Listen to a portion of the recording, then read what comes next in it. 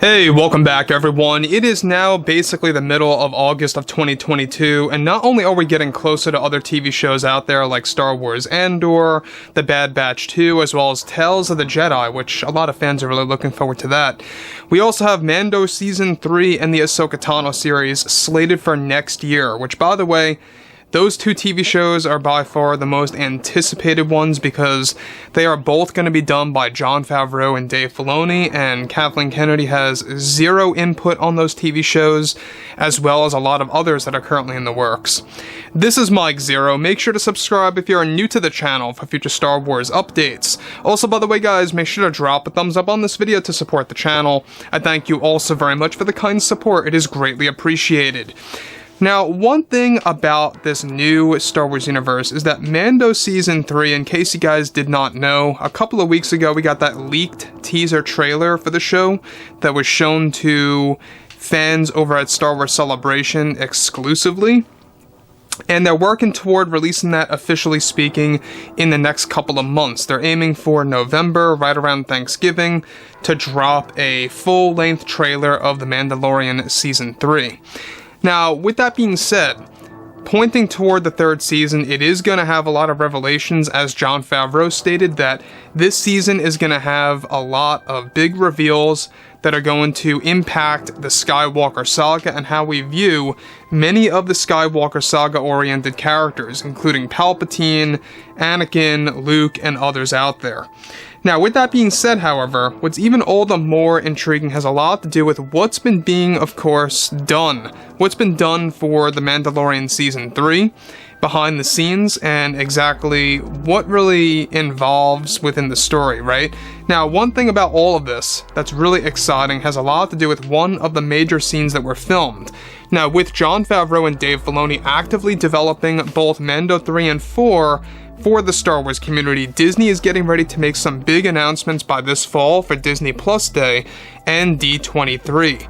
However, one of the biggest developments comes for what is happening with The Mandalorian Season 3 that is set to raise the bar when it comes to reveals for the franchise that will change aspects of the Skywalker saga. One of which involves one of the big revelations toward the second half of the season that is going to set things up for The Mandalorian Season 4. One big story piece that is set to take place in the show involves a large laboratory that Luke Skywalker is set to discover and return in the show, and finding something crucial to the story of Palpatine. One of the scenes that were shot back in June involved a large set that consisted of a large tank with an oddly shaped puppet thrown inside of the tank that was filled up with water. Now, the puppet held a label attached to it that was labeled simply as Sidious-Prop 3. This prop piece is a clone of Emperor Palpatine that was placed in this massive set piece that Luke Skywalker is set to discover in the upcoming story. Further, it's described to be a young Palpatine clone and the only one of placed in the secret lab for the upcoming story. This is described to reflect on what was teased in the past number of chapters for The Mandalorian with the Snoke-like figure in the tank that Din Djarin and Cara Dune discovered. Now, part of the discovery that Luke Skywalker finds is that there are more clones scattered across the galaxy. This is a big retcon that Favreau and Filoni are creating, since in the current canon, Palpatine was unable to make successful clones of himself and only abominations, one of which was Snoke. One of the storyboards for the scene that was also filmed for this moment involves Luke Skywalker actually igniting his green lightsaber and slashing the cloning chamber, with the Palpatine clone falling out on the ground and eventually revealing the face of a young Sidious.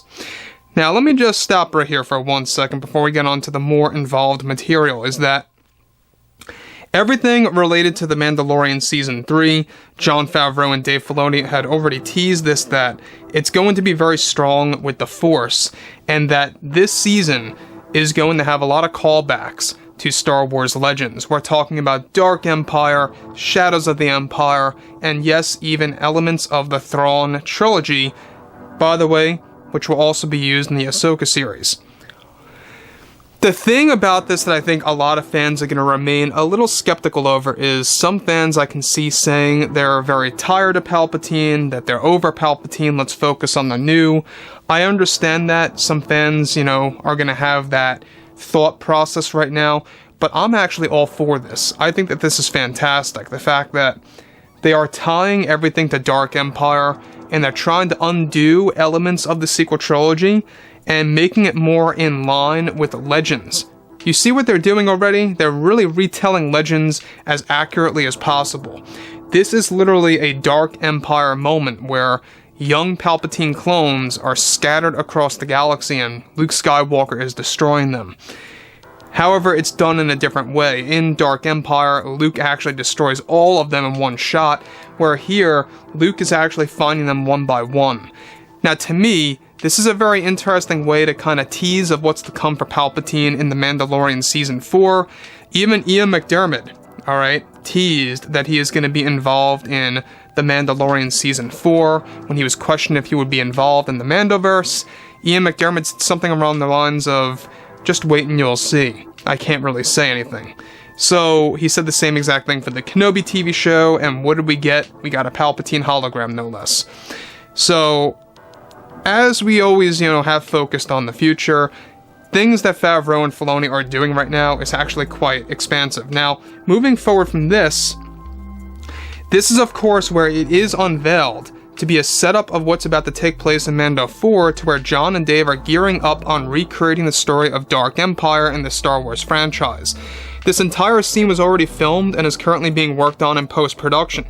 The clone of Palpatine is actually described to be a very detailed scene showcasing other experiments in the secret lab, including a big hint toward a revelation for Grogu that will take place in the 3rd and 4th season of the show, where in this lab, a hologram of Grogu can be seen that hints towards a motive by the remnants of the Empire and what they want with Grogu as a character.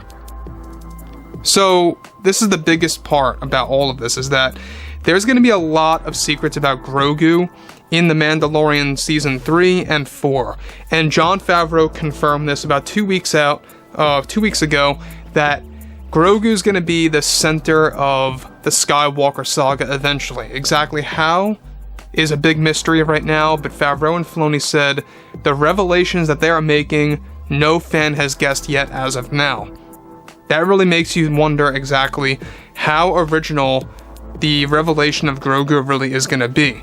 Now, the thing about Palpatine returning into the Mandoverse, I think it's going to be done in a very effective way by Favreau and Filoni. Again, like I say, this is one example of them undoing elements of the sequel trilogy. In the sequels, as unveiled in Episode 9 and in the novelization of that movie, the only clones that Palpatine was able to have his cultists actually make were abominations. Failed clones, so to speak. Basically, all of the Snoke clones that you see, including Snoke himself, are Palpatine clones. They're just very disfigured and deformed and not complete. Hence why he's got that similar scar on his head. So, it really does open up a lot of gateway to possibilities. The fact that they are pursuing complete young versions of Palpatine's clones to be entering into the Disney canon is a big deal.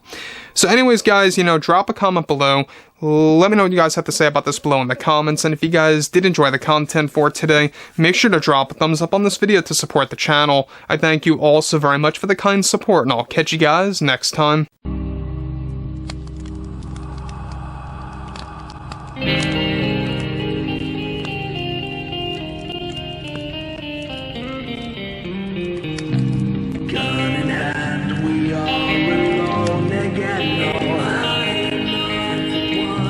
Night to moon, we hear them moans again.